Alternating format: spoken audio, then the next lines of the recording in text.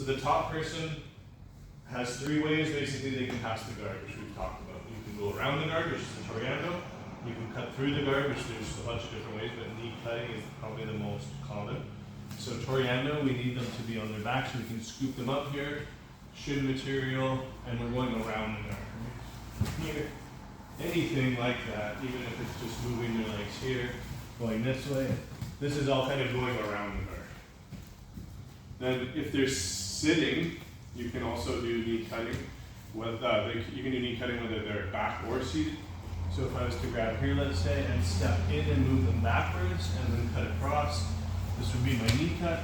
This is slicing through the guard. Another very common and effective way to go through the guard.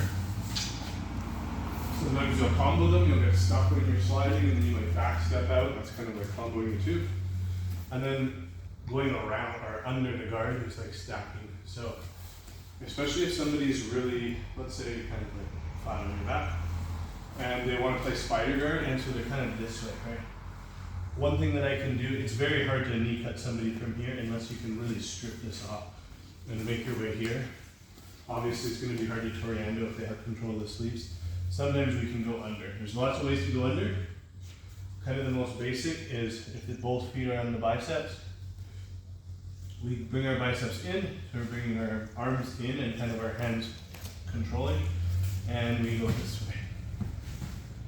So we don't have to just run them over just because we get low, but the goal is we want to get our shoulders as low as possible. It's not enough to get biceps here because they can still control. They can push down. This is a big problem. Because if they can do that to one, then they can let the other one come through. I'm already almost going to throw you, so that's going to be a problem.